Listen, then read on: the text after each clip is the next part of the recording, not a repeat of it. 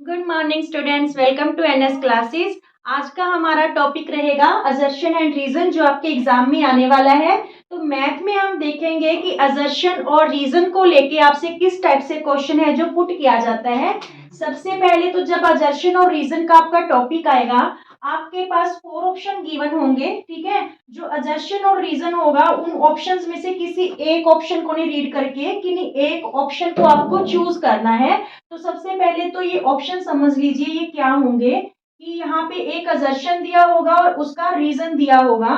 तो यहाँ पे both assertion and reason, option A कहता है कि असर्शन और रीजन दोनों ही ट्रू होंगे और जो रीजन होगा इज द करेक्ट एक्सप्लेनेशन होगा किसकी, असर्शन की। ठीक है, और जो सेकंड ऑप्शन है वो क्या कहता है कि है दोनों ही करेक्ट, असर्शन भी और रीजन भी, but reason is not correct explanation of assertion. Clear. और जो थर्ड ऑप्शन है वो क्या कह रहा है कि असर्शन ट्रू है बट रीजन क्या है, फॉल्स है।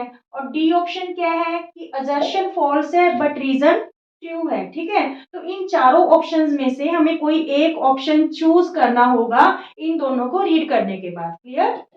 तो चलिए, आज का जो पहला असर्शन है दैट इज टोटल, यहाँ पे हमें फिगर दी गई है। तो ये क्या कह रहा है कि जो टोटल सरफेस एरिया है इस टॉप का, इसका सम है curved surface area of hemisphere and curved surface area of cone. ठीक है, सबसे पहले हम देखते हैं कि असर्शन सही कह रहा है। ये टॉप है तो ये वाला कॉनिकल पार्ट है और ये हेमिस्फीयर है, इसके ऊपर माउंटेड किया गया।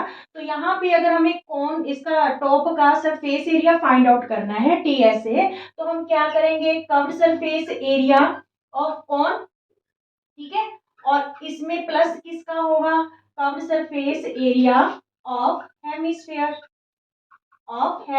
तो यही जो है असर्शन में बोला जा रहा है कि सम है curved surface area of the hemisphere का and curved surface area of the cone का। इसका रीजन क्या दे रखा है, top is obtained by fixing a plane surface of hemisphere and cone together. हमने इन दोनों का एरिया क्यों प्लस किया, क्योंकि जो टॉप है वो कैसे ऑब्टेन किया गया है, हेमिस्फीयर को फिक्स किया गया है, हेमिस्फीयर और कोन को, ठीक है, टुगेदर फिक्स किया गया है। तो इस वजह से हमने ये टोटल सरफेस एरिया में हमने ये यूज किया। तो it's means reason is also correct and correct explanation of assertion. ठीक है, दोनों का सम हमने यूज किया क्योंकि जो टॉप है दोनों शेप से मिलके बना हुआ है। क्लियर, दोनों शेप को फिक्स करके बना हुआ है। तो ये रीजन है जो करेक्ट एक्सप्लेनेशन है असर्शन की। It's means option A is correct. Option A is correct. Is it clear? Okay students, second है जो असर्शन रहेगा, असर्शन और रीजन का क्वेश्चन। असर्शन गिवन है आपको कि -5 -5/2 0 5/2 इज इन अर्थमेटिक प्रोग्रेशन। ये जो आपको सीरीज दे रखी है, लिस्ट ऑफ नंबर्स दे रखी है, this one is arithmetic progression है। और रीजन क्या दे रहा है कि an arithmetic progression can't have both positive and negative rational numbers. सबसे पहले तो हम असर्शन चेक करते हैं क्या ये अर्थमेटिक प्रोग्रेशन है या नहीं है। तो वो कैसे होगा, ये जो कॉमन डिफरेंस होता है टू कॉन्सिक्यूटिव टर्म्स में वो क्या होता है, सेम होता है। अगर उसे अर्थमेटिक प्रोग्रेशन का रूप देना हो तो जो कॉमन डिफरेंस होता है हमेशा क्या होता है, same. This one is A1 A2 A3 A4। तो कॉमन डिफरेंस हमारा कैसे जो है हम एपी का निकालते हैं, A2 माइनस A1। तो A2 हमारी क्या है, -5/2 माइनस A1 क्या है, -5। तो यहाँ पे ब्रैकेट यूज कर लेते हैं क्योंकि ऑलरेडी बाहर माइनस है। ठीक है, तो यहाँ पे आ गया हमारे पास -5/2 माइनस माइनस +5। तो यहाँ पे एलसीएम ले लेंगे हम, 5 2 जा 10, 2 एलसीएम आ गया हमारे पास। तो यहाँ पे 5 1 जा -5, 2 5 जा 10। तो हमारे पास कॉमन डिफरेंस क्या आया, फर्स्ट टू टर्म्स का 10 -5 5/2। ठीक है, now common difference between A3 and A2, A3 minus A2 is 0। ठीक है, माइनस A2 इज -5/2। तो यहाँ पे देखिए 0 माइनस माइनस +5/2। तो यहाँ पे भी जो आपका कॉमन डिफरेंस है D इज ऑल्सो 5/2। ठीक है, now common difference between A4 and A3। ठीक है, common difference between A4 and A3।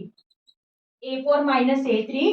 A4 हमारे पास गिवन है 5/2 माइनस A3 क्या गिवन है 0, तो ये भी हमारे पास क्या आ गया 5/2। ठीक है, यहाँ पे सब में जो कॉमन डिफरेंस है सेम आ रहा है 5/2। इट्स मीन्स रीजन तो ट्रू है कि अर्थमेटिक प्रोग्रेशन है because common difference is same. ठीक है, नाउ रीजन क्या कह रहा है कि an arithmetic progression can't have both positive और नेगेटिव रैशनल नंबर। तो ये रीजन इसने यहाँ पे फॉल्स दे दिया, यहाँ पे कांट नहीं आना चाहिए था। ठीक है, अर्थमेटिक प्रोग्रेशन में पॉजिटिव और नेगेटिव दोनों ही टाइप्स के रैशनल नंबर हो सकते हैं। इट्स मीन्स रीजन असर्शन आपका करेक्ट है but reason is false, then option C is correct. Is it clear? Okay students, third question रहेगा असर्शन और रीजन का। असर्शन गिवन है all regular polygons of the same number of sides such as equilateral triangle, square etc are similar। जितनी भी regular polygons हैं, ठीक है, जिसकी सेम नंबर ऑफ साइड्स होंगी वो क्या होंगी, सिमिलर होंगी। और इसका रीजन हमें क्या गिवन है कि two polygons are said to be similar. दो पॉलीगन्स कब सिमिलर होंगी, if their corresponding angles are equal and the lengths of corresponding sides are proportional. तो ये सबसे पहले तो असर्शन भी ट्रू है और रीजन भी ट्रू है and reason is correct explanation of assertion. It's means option A correct रहेगा। पर इसको समझ लीजिए, यहाँ पे ऑल रेगुलर पॉलीगन्स बोला गया है of the same number of sides such as equilateral triangle. तो हम इक्विलेटरल ट्रायंगल की ही एग्जांपल ले लेते हैं। ठीक है, तो यहाँ पे देखिए एक ट्रायंगल हमारे पास ये है और एक ये ट्रायंगल है। ठीक है, दोनों ही इक्विलेटरल ट्रायंगल्स हैं, सारी साइड्स इसकी इक्वल है। तो अगर इक्विलेटरल ट्रायंगल है तो ईच एंगल क्या होगा इनका 60 डिग्री। ठीक है, ईच एंगल क्या होगा हमारे पास 60 डिग्री। अब देखिए ये दोनों जो दोनों ट्रायंगल्स हैं ये दोनों सिमिलर हैं। क्यों? यहाँ पे देखिए सिमिलर कब होती है, अगर उनके कॉरस्पॉन्डिंग एंगल्स क्या होंगे, इक्वल। तो कॉरस्पॉन्डिंग एंगल्स क्या है इनके, इक्वल है। ठीक है, and the length of the corresponding sides, जो कॉरस्पॉन्डिंग साइड्स है उसकी जो लेंथ है वो क्या है, प्रोपोर्शनल है। कैसे? देखिए मान लीजिए ये टू साइड्स है इनकी, ठीक है, इस ट्रायंगल में, और इस ट्रायंगल की जो साइड है दैट इज 4 सेंटीमीटर। तो जब हम A B upon P Q करेंगे तो भी हमारे पास 1/2 आएगा, B C upon Q R करेंगे तो भी 1/2 आएगा, A C upon P R करेंगे तो भी हमारे पास क्या आएगा 1/2। तो इट्स मीन्स लेंथ है जो कॉरस्पॉन्डिंग साइड्स की वो क्या है, प्रोपोर्शनल है। तो इट्स मीन्स दोनों ही सही है कि regular polygon same number of sides, चाहे वो इक्विलेटरल ट्रायंगल हो, स्क्वायर हो, कोई भी शेप हो, वो क्या होती है, सिमिलर होती है। Is it clear? ओके, आपका जो असर्शन रीजन रहेगा, असर्शन है mid point of line segment divides line in ratio 1:1। जो मिड पॉइंट होते हैं वो लाइन सेगमेंट को किस रेशो में डिवाइड करते हैं, 1:1 में। ठीक है, तो इट्स मींस असर्शन तो आपका करेक्ट है। रीजन क्या है, if area of triangle is 0, अगर ट्रायंगल का एरिया 0 है that means points are collinear. कि ट्रायंगल का एरिया 0 कब होता है, जब आपके पॉइंट्स हैं, जो गिवन पॉइंट्स हैं वो क्या हो, कोलिनियर मींस एक ही लाइन में लाई करते हो। तो ये रीजन भी करेक्ट है but this reason is not correct explanation of assertion. Assertion की ये करेक्ट एक्सप्लेनेशन नहीं है, so option B is correct. Is it clear? Okay, fifth assertion reason आपका रहेगा, द नंबर 5 की power n can't end with digit 0 where n is natural number. तो ये जो असर्शन है आपका करेक्ट दे रखा है। कैसे? 5 की पावर n है, n वो क्या कह रहा है, नेचुरल नंबर है, मीन्स 1 2 3। तो आप फिल करके देखिए, 5 की पावर n 1 भरेंगे तो 5 आया। 5 की पावर अगर हम 2 फिल करते हैं, 5 5 25, 5 की पावर 3 फिल करते हैं तो 5 5 25, 25 5 125। तो कहीं पे भी जो एंड है वो 0 से नहीं हो रहा। ठीक है ना, बट क्यों नहीं हो रहा, उन्होंने रीजन क्या दिया है कि prime factorization of 5 has only 2 factors 1 and 5। तो ये रीजन है जो इसकी करेक्ट एक्सप्लेनेशन है किसकी, असर्शन की, कि जो प्राइम फैक्टराइजेशन है ना 5 के प्राइम फैक्टर है वो सिर्फ 2 ही है, 1 और 5। बट अगर किसी भी डिजिट को जीरो से एंड होना हो तो उसके प्राइम फैक्टराइजेशन में 2 और 5 का होना बहुत ज्यादा जरूरी है। तो यहाँ पे 5 तो है बट 2 मिसिंग है, इस वजह से जो ये 5 की पावर n है इसका डिजिट जीरो से एंड नहीं हो सकता। Means assertion is true and reason is also true and reason is correct explanation of assertion. So option A is correct. Is it clear? Okay.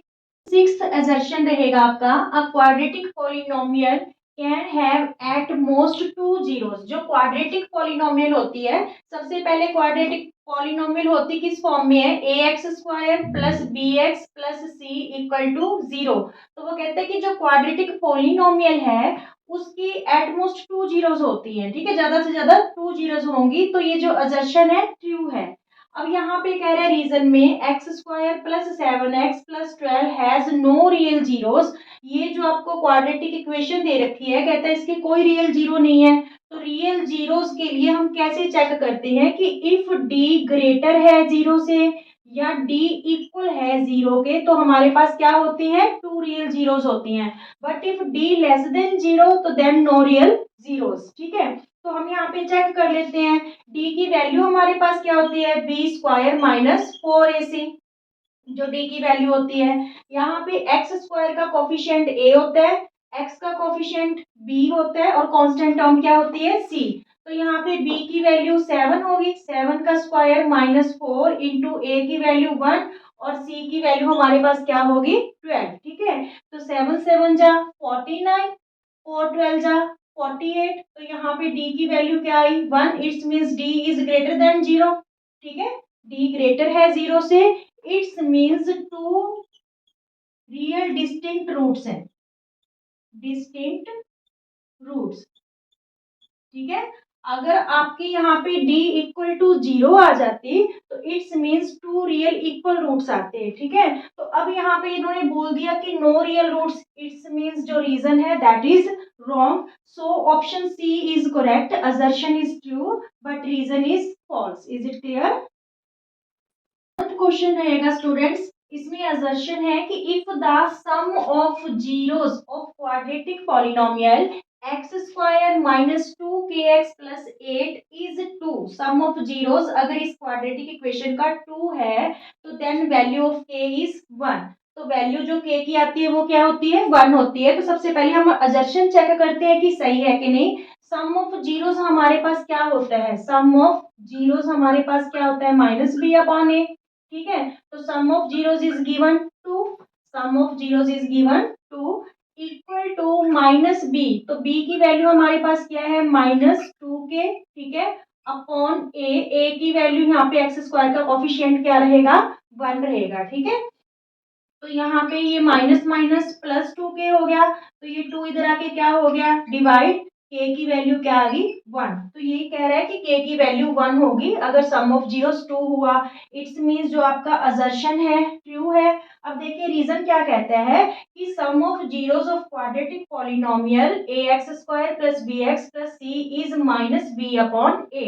तो रीजन ठीक है, इसका करेक्ट है रीजन कि जो सम ऑफ जीरोस होते हैं किसी भी क्वाड्रेटिक पॉलिनोमियल का that is minus b upon a. तो दोनों ही करेक्ट है और रीजन है जो करेक्ट एक्सप्लेनेशन है असर्शन की, it's means option A is correct. Clear?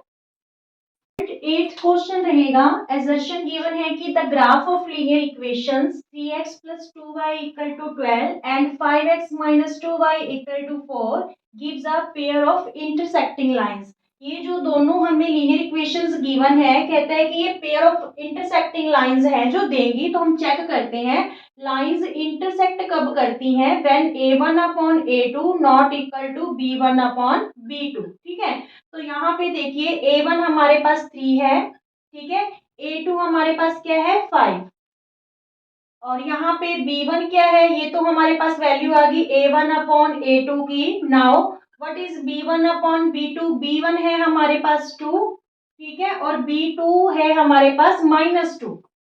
तो ये कैंसिल होके क्या आ गया, -1 आ गया, b1 अपॉन b2 -1 आ गया और a1 अपॉन a2 की वैल्यू 3 अपॉन 5 है। तो it's means both are not equal, ये दोनों रेशियोज हैं जो इक्वल नहीं है, तो इट्स मीन्स ये सही कह रहे हैं कि पेयर ऑफ इंटरसेक्टिंग लाइंस रहेगा। ठीक है, असर्शन हमारी यहाँ पे ट्रू है। अब रीजन देखिए क्या कह रहा है कि the graph of linear equations a1x plus b1y plus c1 equal to 0 and a2x plus b2y plus c2 equal to 0 gives a pair of intersecting lines। कब होगा pair of intersecting lines? if a1 upon a2 not equal to b1 upon b2। तो reason भी बिल्कुल true है और ये correct explanation भी है असर्शन की। ठीक है, it's means option A is true. ठीक है, ऑप्शन ए इज ट्रू। ये चीजें आपको बहुत ध्यान में रखनी है। एक मार्क आपका यहाँ पे पक्का है कि if a1 upon a2 not equal to b1 upon b2 तो मींस इंटरसेक्टिंग लाइंस होंगी ये। ठीक है, ग्राफ में जब हम बनाएंगे तो ये लाइंस कैसे फॉर्म होंगी? इंटरसेक्टिंग लाइंस बनेंगी। क्लियर, मींस इसका यूनिक सोल्यूशन होगा कोई one solution. But if a1 upon a2 equal है b1 अपॉन b2 इक्वल है c1 अपॉन c2 तो इट्स मींस यहाँ पे इन्फिनिटली मैनी सोल्यूशन होंगे, इन्फिनिटली मैनी सॉल्यूशंस। ठीक है, और यहाँ पे एक ही लाइन बनेगी जिसे हम कोइंसिडेंट लाइन बोलेंगे जब तीनों रेशियोज इक्वल होंगी। But when a1 upon a2 equal होगा b1 अपॉन b2 के but not equal c1 upon c2 के तो then there is no solution. तो कोई भी सोल्यूशन नहीं होगा और जो दोनों लाइंस जाएंगी ग्राफ में वो एक दूसरे के क्या जाएंगी? पैरेलल जाएंगी। तो ये तीनों चीजें आपको माइंड में रखनी है। ठीक है, ये तीनों जो रूल है ये माइंड में रखनी है। एक क्वेश्चन इससे रिलेटेड जरूर रहेगा आपके एग्जाम में। ओके स्टूडेंट्स, नाइन्थ क्वेश्चन रहेगा, असर्शन है जो आपकी, if the pair of lines are coincident then we say that pair of lines is consistent and it has a unique solution. क्या कह रहा है असर्शन में कि अगर lines, pair of lines coincident है। कोइंसिडेंट आपको पिछले क्वेश्चन में क्या बताया था कि अगर उनके दोनों जो लाइंस हैं, दोनों जो लीनियर इक्वेशंस है, दोनों का ग्राफ सेम लाइन पे ही बन रहा है, कोइंसिडेंट है, तो then we say that pair of lines is consistent. हाँ, तो वो कॉन्सिस्टेंट कहलाएगा जो पेयर ऑफ लाइंस होगा and it has a unique solution. But ये वाली जो उसने बोल दिया कि ये यूनिक सोल्यूशन होगा, ये उसने गलत बोल दिया। यहाँ पे जब लाइंस कोइंसिडेंट होती हैं तो वो यूनिक सोल्यूशन नहीं होता, वहां पे मैनी सोल्यूशंस होते हैं। ठीक है, तो असर्शन हमारा रॉन्ग हो गया। रीजन क्या कह रहा है कि if the pair of lines are parallel, कि अगर लाइंस हैं जो वो पैरेलल होंगी तो then the pair has no solution. बिल्कुल ठीक है कि जब लाइंस जो है पैरेलल होंगी तो यहाँ पे क्या होगा? No solution. ठीक है, नो सोल्यूशन होगा और ऐसा जो पेयर है वो क्या कहलाएगा? Inconsistent pair of equations. Clear, तो ये हमारा जो रीजन है that is correct but assertion is wrong. तो so option d is correct कि assertion फॉल्स है बट जो रीजन है is true. Is it clear? Okay, जो है आपके पास दर्शन रीजन रहेगा। असर्शन बोल रहा है कि the value of sine theta equal to 4/3 is not possible.